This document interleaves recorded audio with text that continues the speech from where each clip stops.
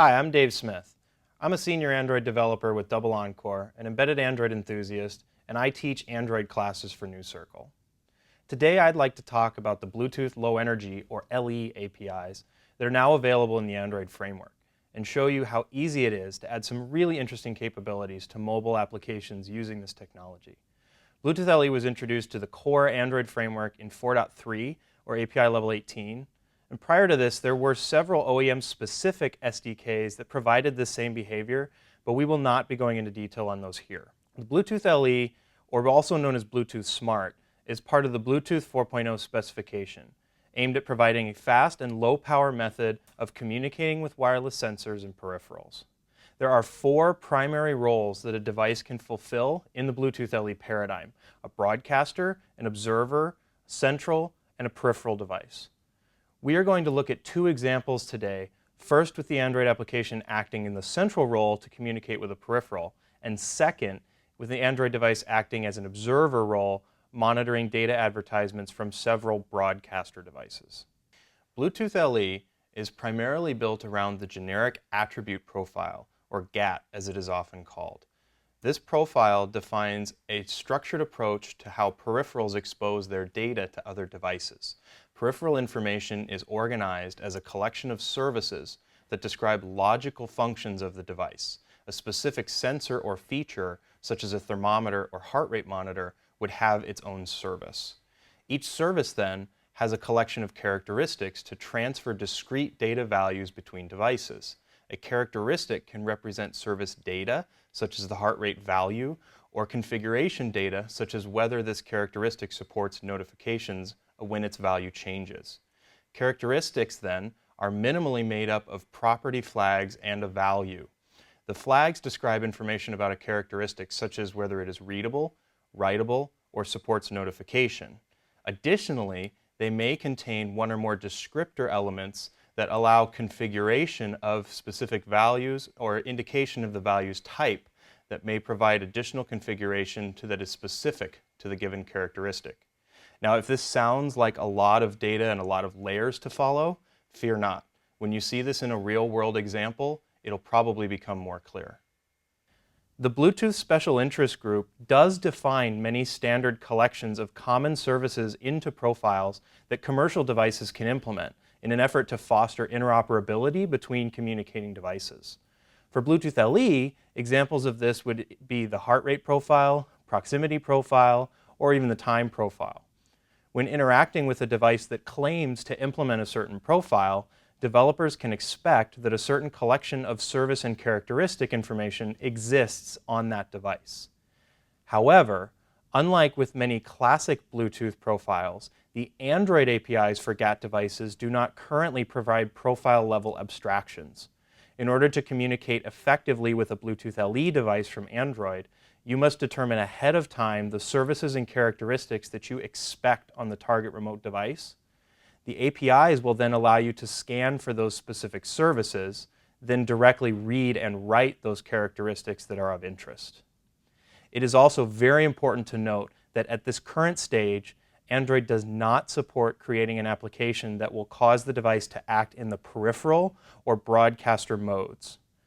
It is only able to scan for and connect to other peripheral devices. In our first demo, we have the CC2541 sensor tag from Texas Instruments. This is a device that implements a GATT server in order to provide data from each of its 6 sensors: temperature, humidity, pressure, accelerometer, gyroscope, and magnetometer. Each sensor is defined by its own service, and each service contains a characteristic to read the given sensor value.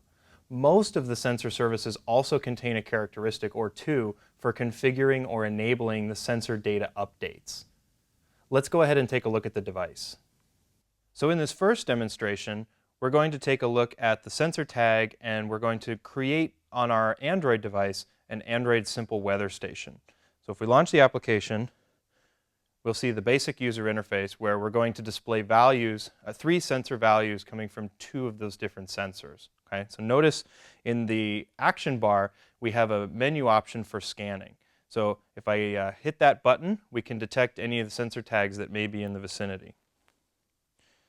And you see that the scan runs temporarily, We haven't found any yet, so we'll try again.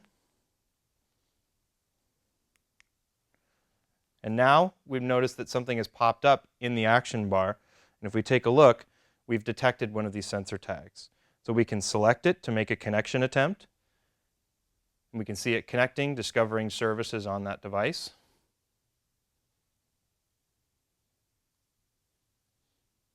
And now we've connected to the device. So now at this point, we've gone through the process of enabling the sensors on the tag, reading their values, and then asking for notification of each of those tags to be, anytime the sensor value changes, to report that back to us. So you notice that as I'm talking here, the values of these sensors are changing periodically. And we're not continuously polling for that data. We've asked the sensor tag to push that data to us when those changes occur. Okay, so let's go ahead and have a look at the code for this example that we just saw. All right, so the majority of the code for this example is going to be inside of the main activity that we've implemented here. Now, up at the top here, we've got a handful of constants for different UUIDs for the services and characteristics that are available for each of these sensors. So we're using 3 of the different sensors that were on the sensor tag. We were using that humidity sensor and the barometric pressure sensor, and then we're actually getting that temperature data from the barometric pressure sensor as well. So we're not using the temperature sensor directly that was on the sensor tag. Okay, so when we go in and look, when this activity gets created, we're going to go ahead and pull up some of our user interface. And remember, the user interface was fairly simple. It was just those 3 text fields with the labels on there that we were displaying some of that information inside of. Okay? And so the first thing that we do after we get our user interface is we're going to go ahead and obtain a reference to the Bluetooth manager. Now, something to keep in mind if you use Bluetooth previous to 4.3 is that the Bluetooth manager is new. So if you are using Bluetooth in any previous version of Android, that manager would have, or the Bluetooth adapter rather, would have come from a static method that was just Bluetooth adapter.getInstance. But now we have a Bluetooth manager, much like other system services, where we can obtain that reference from. So there's a little bit of a difference once we start using newer Bluetooth and Bluetooth LE. Okay? And then we've created a collection here where we're going to store all of the Bluetooth devices that we found during the scan. And then we've got a progress dialog here that will show while the connection process is going on. Okay? Then if we scroll down here to when the application comes into the foreground, we're going to do a couple of bookkeeping things in here. So the first thing that we're going to do is we're going to determine whether or not this device actually supports Bluetooth. Okay? And there's 2 things that will happen if we're on a device that either doesn't support Bluetooth or has Bluetooth turned off. The first one is if it doesn't support Bluetooth, then that Bluetooth adapter will return and won't be null. Okay? If we have Bluetooth but it's disabled, then the Bluetooth adapter is enabled will return false. Okay, so we have to check both of those values, and in this case, if either one of those is true, we're going to construct this framework intent and start an activity that will allow the user to jump into settings and from settings enable Bluetooth for us. Okay? Now in this case, if Bluetooth is disabled, we're just going to ask them to do that and then we're going to leave the activity. So if they need to enable Bluetooth, they'll have to come back into our application again to continue working with it. But assuming that this check is passed, the next thing that we're going to validate is whether or not the application has Bluetooth LE support. Okay? So in the first section, we were looking at whether or not Bluetooth existed at all. Now we're looking at whether or not they support Bluetooth LE. This is validated using a system feature declaration. This value can also be placed in your Android manifest, and I would recommend that you do that so that applications inside of Google Play can be filtered out based on the features of the device. But in our example, we're going to go ahead and do that dynamically so that, for instance, when we're just playing around on a development device or something where we're otherwise side-loading the application, we can get that same verification as to whether or not Bluetooth LE is there. Okay? So assuming we've been able to pass all of these checks and we haven't jumped out of the application at that point, we're going to go ahead and move on into and display the user interface of the application. Okay? And then on the back side of these things, we're going to sort of tear down all of the pieces that we had started up. So if we ever leave the application, we're just going to make sure that things like our progress dialog and any running Bluetooth scans are shut down. In addition, if we are connected to a specific device, we're going to go ahead and disconnect from that device. Okay? So you noticed in the example that in order to initiate a scan and then later to connect to a device that we had discovered after the scan, we did both of those things using the options menu. Okay? So the way that we set that up is inside of a static menu definition, we've provided the single scan option. And then you'll see a little bit later in the code that as devices are discovered, we're going to add them to that collection that we had defined of all of our discovered devices. And so when we build the options menu for our activity, we're going to list out all of those devices in the overflow menu alongside the scan option showing up there in the action bar. Okay. Additionally, when we make a selection on one of those options items, we're going to do one of two things. So if the user clicks that scan button, we're going to clear our local collection of discovered devices, and then we're going to start a new Bluetooth LE scan, which we'll see here in a little while. If instead they've clicked on any other item in the menu, what they've actually selected is one of those Bluetooth devices. So we want to go ahead and make that connection. Okay.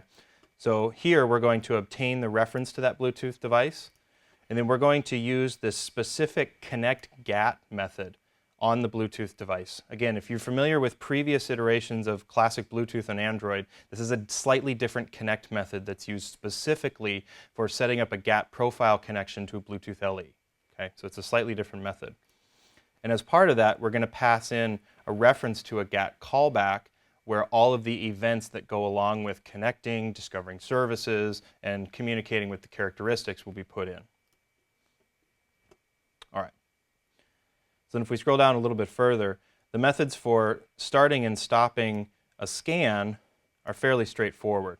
There is a method on Bluetooth adapter called start LE scan and another for stop. And so these are what we're going to use to initiate that discovery process of other Bluetooth LE devices nearby.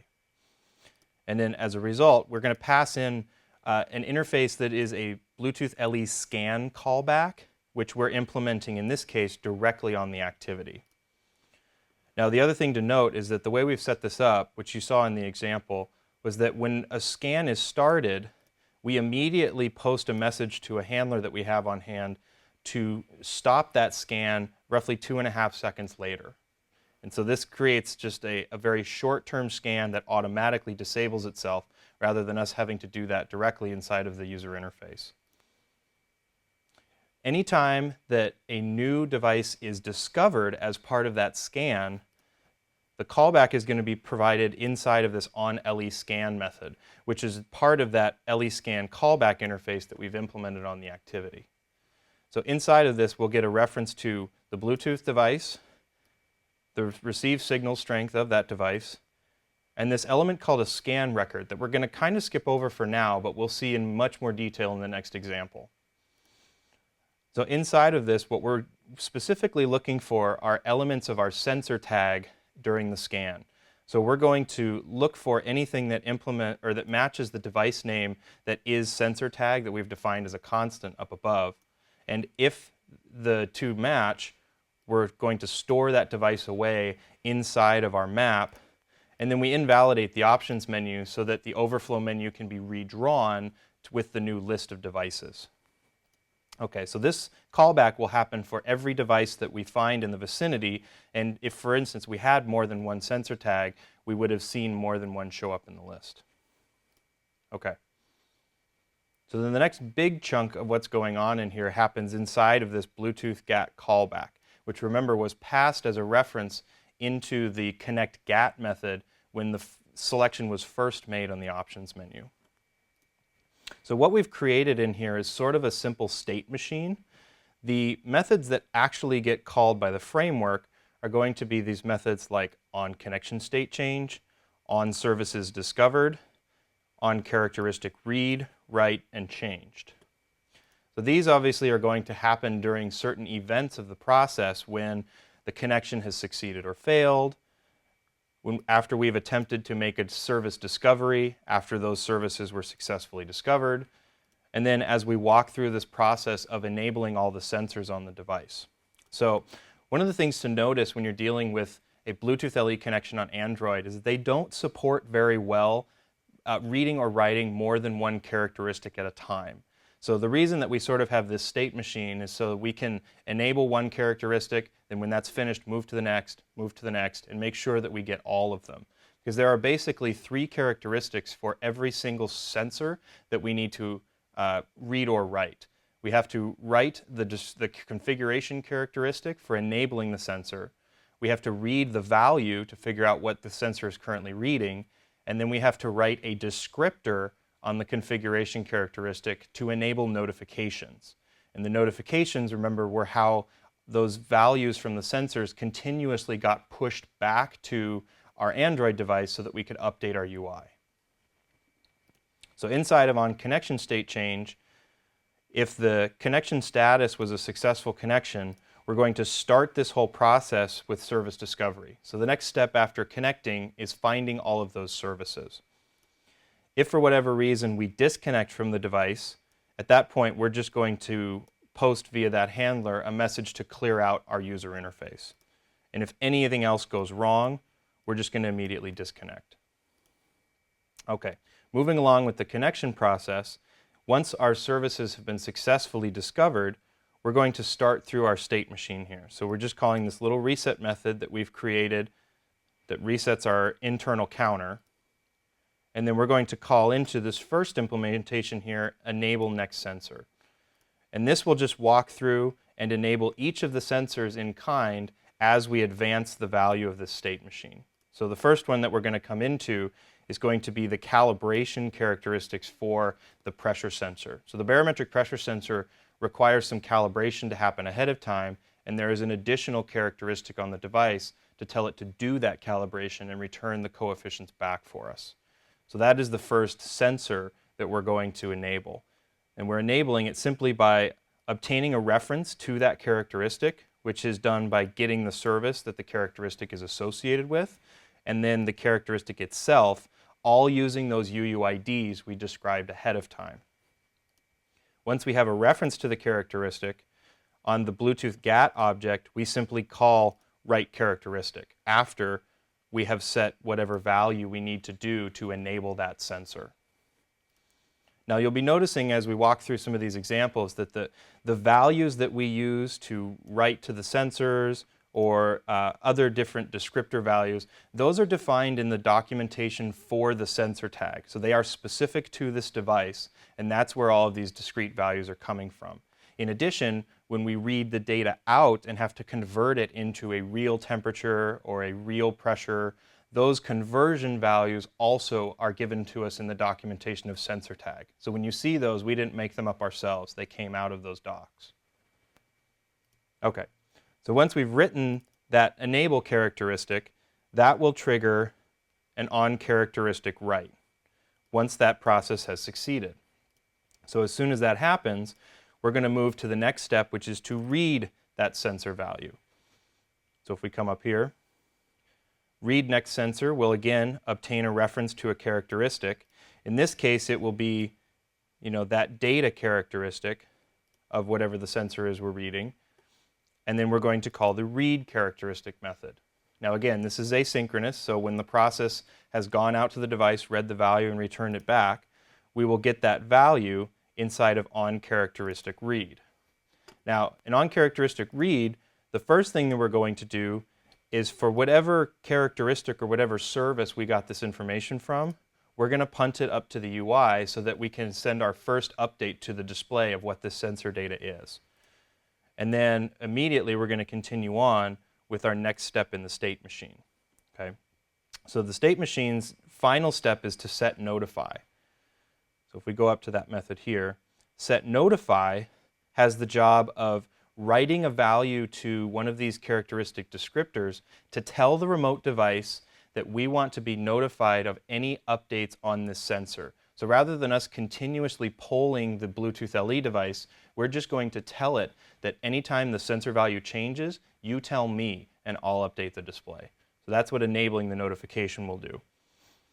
And so once we get a reference to the right characteristic for the right sensor, we tell it, this is actually a two-step process. We have to tell it to enable the characteristic notification on our side locally, and then we also have to write that value back to the descriptor on the device. So we're actually enabling notifications in two places in order to make this function work. Okay.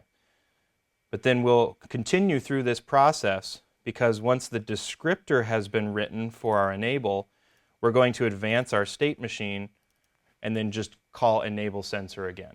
So we're going to loop through this same process for each of the sensors we're working with until we've written all of those individual characteristics to get set up. At that point, all of the setup is complete, and what we're going to see is regular callbacks into onCharacteristicChanged as all of those characteristics that we've enabled notifications for start bringing data into us. So just like we saw inside of onCharacteristicRead, we have that same block where we're going to validate which characteristic this was and then send a message via our handler back up to the UI to do this. Now, you may be asking why I'm using a handler in this case.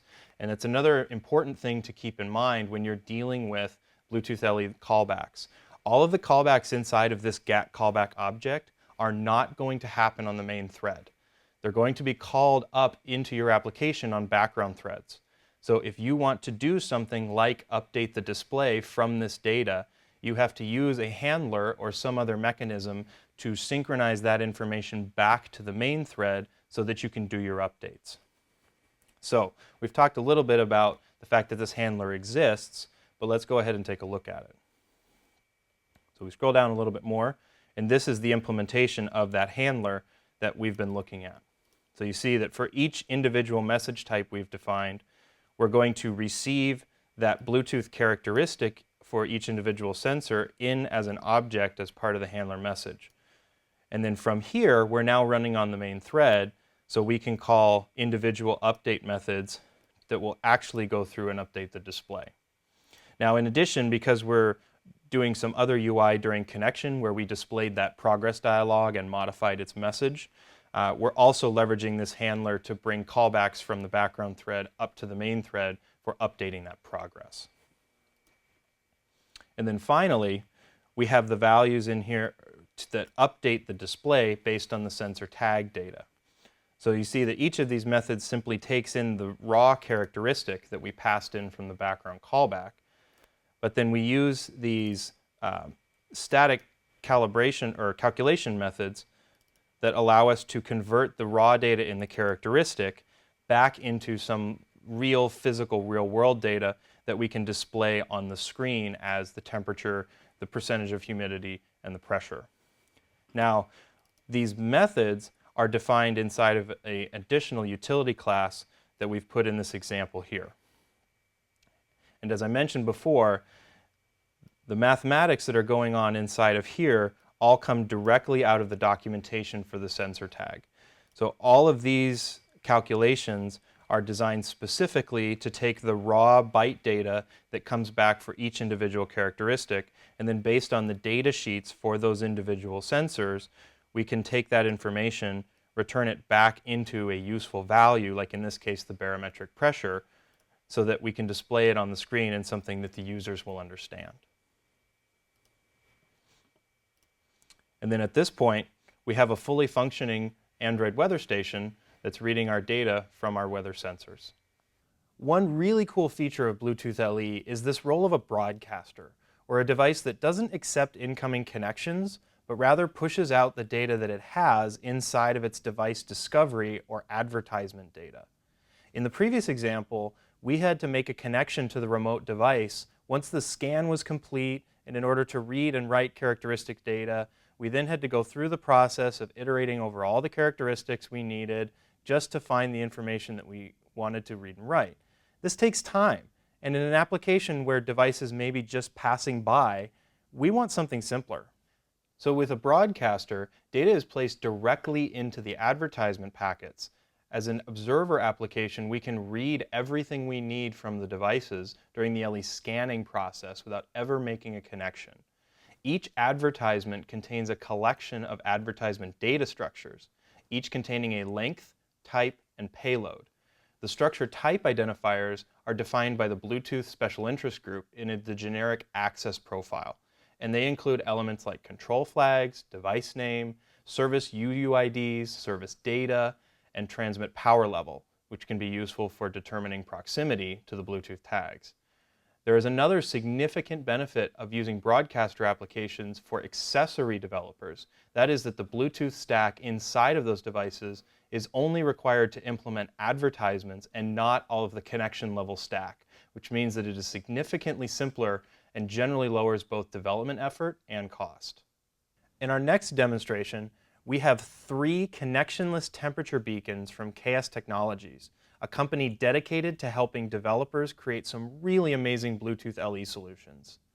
These beacon tags all contain a temperature sensor, and the value of the current temperature is broadcast as service data inside of their advertisement packet.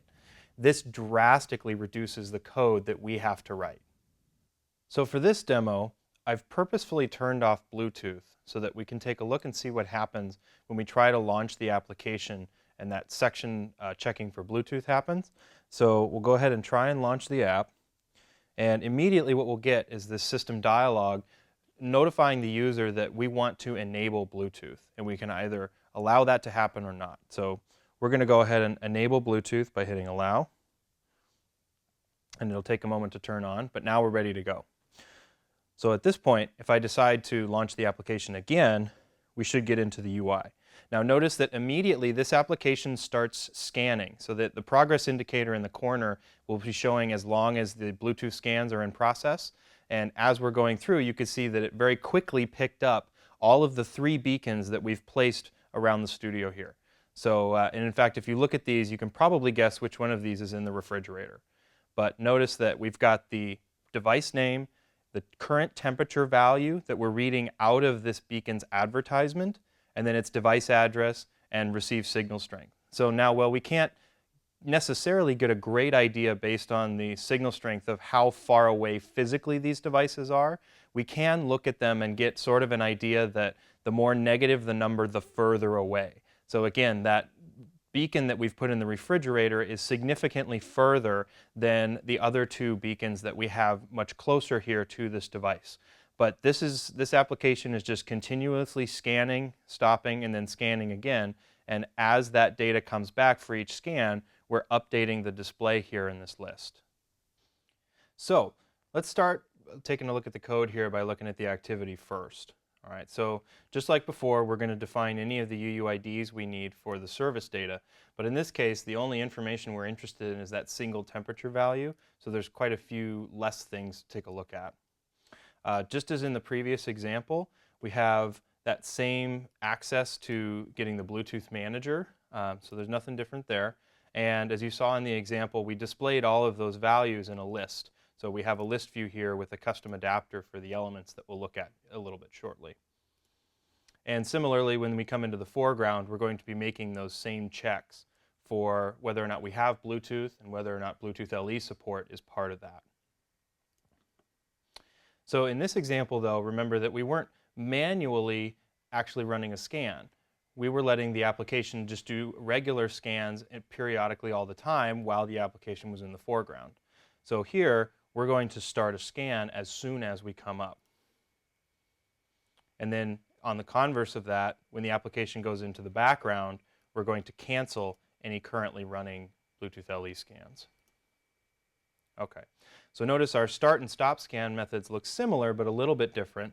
On the stop scan side, we're actually going to be auto-posting yet another start. So we sort of create this periodic scan where we run the scan for 5 minutes, or 5 seconds, and we're off for 2.5 seconds. The other difference here is that the start LE scan method is actually taking in a parameter that is a list of UUIDs. Whereas before, we just called this directly with the callback element as the parameter. Now the cool thing that this is going to do is it means that in our onLE scan method, we're only going to get back devices that publish one or more of these services inside of their advertisements. So this is going to filter out for us any other Bluetooth LE devices that might have come up on discovery that don't meet this particular criteria, so that we don't have to do any of that work ourselves. Okay? So, if we take a look at the on-LE scan method, remember that in this example, we don't have to make a connection to any of these devices. We're just going to get all the information we need out of the advertisement. So all the interesting stuff actually happens here inside of on-LE scan. Okay? So after we've gotten a new callback for one of these devices, the first thing that we're going to do is we're going to parse out all of the AD records that were inside of that scan. So remember this parameter scan record from before. This is the actual raw data of that advertisement payload. And what we've created in this example here is just a very simple parser that we can go look at that will take the data from that scan record and parse it out into those 3-element chunks for the length, type identifier, and the payload for each advertisement data structure. So we're going to parse through that entire record, find all the structures, and then return them back in a list. So this is just a very simple model that allows us to block out those elements from the raw data. So then once we have that data back, we can determine first of all if there were any records, and if there were, just sort of log some basic information out about what we found. And then we've created yet another simple little model to represent one of our temperature beacons. So in here, we're going to pass in, to create one of these, the list of all the records that we just parsed out, as well as some basic information such as the device's address and the receive signal strength. And then we're going to look through to find any of the advertisement records that are specific to our temperature beacon. And the only ones that we're interested in are the advertisement data structure that advertises the device name and the structure that advertises service data.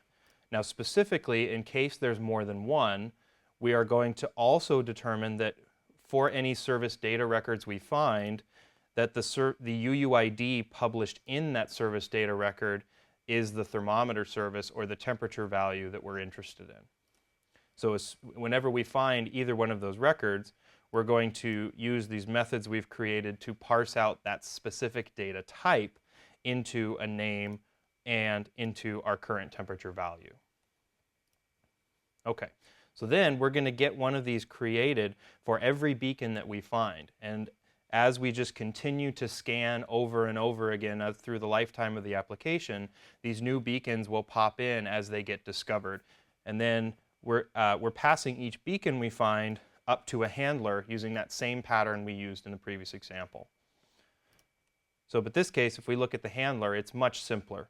Rather than trying to go through and initiate all of these connections and stuff like that, instead, we just want to take that beacon that we found and we created, add it to a collection again, primarily so that if we find the same beacon multiple times, we won't show it multiple times in the list. So we're using this collection to uniquely key each beacon so that every time we scan for it, we know it's the same one. So we're keying that based off of the device address and then placing the beacon in that collection. And then at that point, we're updating our list adapter that we've created and telling it to update the display. So the only additional piece here is to take a look at the adapter that we've really created just to override how these are going to display. So we've created a special instance called a beacon adapter that really only has one customization of its getView method.